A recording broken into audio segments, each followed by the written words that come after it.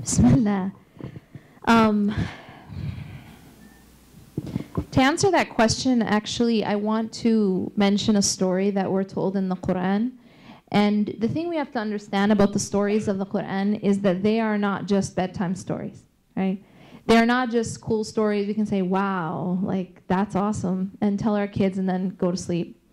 These are stories that Allah has told us and chosen to tell us because they have a very important and timeless message or lesson. And the story is that when Musa alayhi salam was escaping Pharaoh and his army, and he was with Bani Israel, the children of Israel. And we are told that he reached the Red Sea. And behind him was, now imagine this scenario, behind him is an army. And this is a superpower army. And you're a group of slaves. And in front of you is the Red Sea. And so Allah subhanahu wa ta'ala tells us about this scenario. فَلَمَّا تَرَاءَ الْجَمْعَانِ قَالَ أَصْحَابُ مُوسَى إِنَّا لَمُدْرَكُونَ. That when the people of Musa saw the armies approaching, or saw that Pharaoh was coming and his army, they responded in a very similar way to how many of us would respond. They said at that point, imagine being in that situation, what would you say? They said, we will surely be overtaken. They started to freak out. And the reason why is because they looked at the army and they looked at the sea. And they said, you know what? There's no way out for us. We're going to be overtaken. Now, what's so powerful is then Allah shows us and then contrasts how Musa alayhi salam responded. قَالَ كَلَّا إِنَّ مَعِيَ رَبِّي سَيَهْدِينَ. Then Musa alayhi salam, you see his response. He says, كَلَّا, which means, nope, by no means. Inna ma'ya rabbi sayahdin. Indeed, my Lord is with me and he will guide me through. Why is this so powerful? Because Musa alayhi salam didn't see a way out with his eyes. And yet his heart was completely reliant on the fact that Allah would make a way out for him. The reason I mention this is that sometimes when we go through a calamity or we go through a hardship, as this sister is saying or this brother is saying that they are going through, instead of focusing on the one who can make a way out for us, we focus on the problem itself. Now, in this case, we are shown two different focuses. One is the focus of Bani Israel. Bani Israel, what are they focused on? They're focused on the Red Sea and the army. Musa alayhi salam is focused on the Lord of the Red Sea and the army. And so because of his tawakkul, because of the fact that he saw through the obstacle, Allah subhanahu wa ta'ala did something miraculous. He told him to strike the sea, and you all know what happens. Allah subhanahu wa ta'ala split the sea open. Now you might say, what does that have to do with my life? Like, I'm not having any seas splitting open for me, right? It's probably not going to happen to you that you're going to be in front of the Red Sea with an army behind you. But why is it relevant to you and me? Because you're not going to be in front of the Red Sea with an army behind you, but are you ever going to be in a situation where you feel trapped? Are you ever going to be in a situation where you see only obstacles, where you don't know how to get out of your situation? Of course.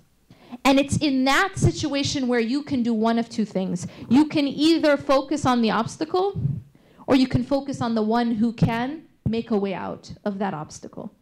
And so for this sister, this brother, was it a sister? Sister friend? Okay, person. That for this person, I think that the reason why the calamity is distracting her from Allah is because sometimes what we do is we focus on the problem itself. So I'm going through financial problems. I focus on my financial problems. I have a health issue. I focus on my health issue. I'm worried about my kids. I think about that.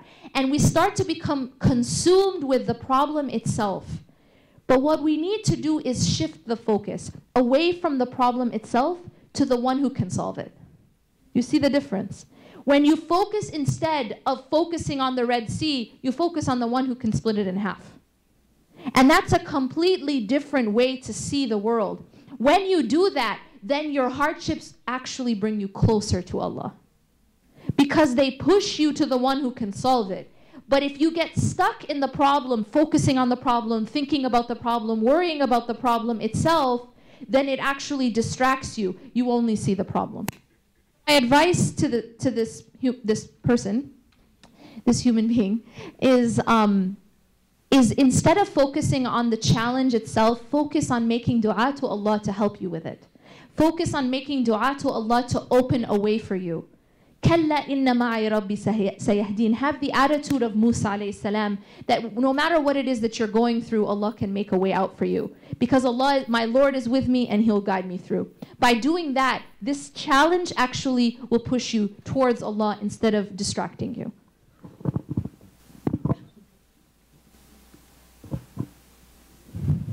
In the hadith, the Prophet ﷺ, he tells us essentially that it's not becoming of a believer to put themselves in a situation that's beyond their ability to handle. And you can take this in an absolute kind of framework that says, I'm not able to ever do something. Or you take it with a sense of mindfulness that says, perhaps in this given moment, I'm not able to do something, but it doesn't mean that I can't do it later on. I think at times when life becomes a little bit overwhelming, it's just about letting yourself take the time to get to a place where you're actually able to make choices and decisions. And it doesn't always have to be in the immediate. Sometimes we're compelled and we're pushed. Inshallah, Allah will make it easy for us in those times, in those circumstances. But you're entitled to go through a place where you take the time and you gather yourself and you're able to make a little bit more critical sense and synthesize the experience that you find yourself surrounded by so that you make a decision at a time that makes sense. It goes back to what I was saying before when I spoke to you about this woman who had this pent-up emotion inside of her, and it was there not for a week or a month, but for years. And she never really dealt with it. And as she's kind of talking to me through her tears, you know, she's saying herself, should I do this? Should I do that? Should I do this? It's like, maybe you should just be quiet and not make a choice right now. Because now is not the time to make decisions. Because your emotions are in control rather than you being in control of your emotion. And again, in response to that real heavy anxiety, you're going to make a decision that is going to be in response to it. It's going to be a band-aid. It's just giving you short-term satisfaction. It's not going to really help you to do what would make this most sense in the long term. So I think knowing how to let yourself deal at times with certain heaviness and being in a place where the realities of life sometimes become heavy, and you have to have the humility and the patience with yourself to know your strengths and weaknesses and what makes the most sense in being able to deal with them and in turn make choices that will have consequences both good and bad.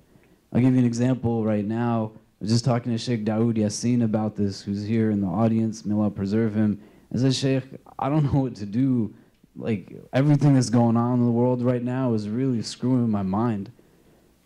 Before I came here, it was really heavy, and I thought coming to California would be helpful. May Allah make things easy for the people of Gaza and the people all over the world who are going through any kind of conflict or any kind of experience that we see. Make things easy for all of us. People are asking me different things. I have a lot of jobs. And as I'm going through my emails, now is not the time for me to be doing that because my mind isn't necessarily there. And I can compel and force myself, but then I'm going to be doing it in a very haphazard way because there's certain things that are not distractions because they're negatives. They're things that I think are important to be able to deal with, but because they present this obstacle, it necessitates me being able to understand, well, how do I deal with this so in turn I can deal with everything else a little bit better. But I have to have that patience with myself. And I can't make rash or foolish decisions that are overwhelmed by emotions, even if I'm valid in feeling those emotions. But I still have to be able to recenter myself and be able to control those emotions so that I'm making the decisions that would be best in the long term, that would have an air of foresight to them rather than just giving me kind of a band-aid to heal some pain just in a little bit of time so that I'm not feeling this kind of anxiety just for brief moments.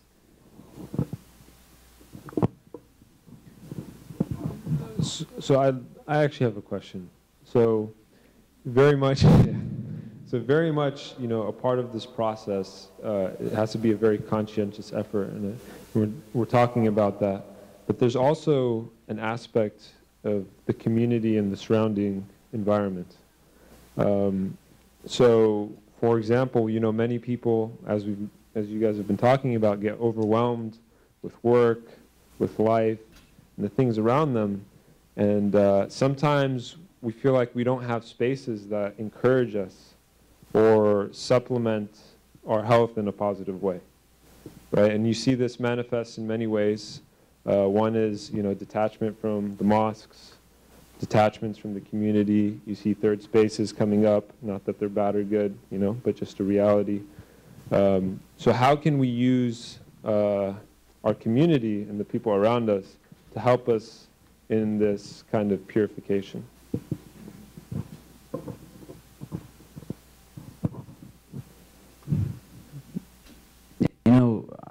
Abdullah bin Mas'ud radiallahu an, he narrates a hadith which he says, "Inna Allah nadhara fi qulub al-ibad," that indeed Allah, He looked into the hearts of His servants. فَوَجَدَ خَيْرَ قُلُوبِ الْعِبَادِ قَلْبَ مُحَمَّدٍ صَلَّى اللَّهُ عَلَيْهِ وَسَلَّمَ, and he found that the best of hearts was the heart of Muhammad sallallahu alayhi wasallam. And so He chooses him for Himself, and He endows him with the responsibility of being the last messenger to mankind.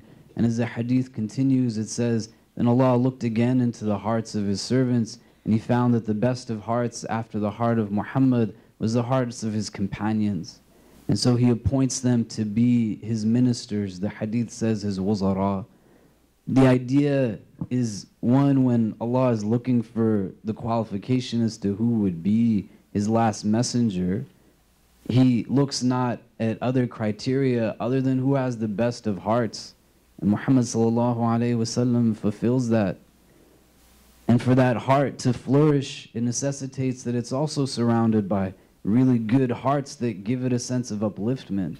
And we hear it over and over and over to a point that it goes in one ear and out the other. But there's certain things that become part of a spiritual diet that we have to really reflect upon. From the starting point of what it is that you're consuming, literally your food and your drink, things that are going into your ear, the conversations that take place around you, the company that you're keeping. These things will bring you up and push you down. And more importantly, for us to think about how we in turn are either bringing people up or pushing them down. May Allah make us from amongst those who bring benefit to others. You want to be able to reflect upon this and think about it for yourself, because your hearts are important, and you want to put them in the presence of other hearts that understand the importance of your hearts, and then you reciprocate that understanding towards the rest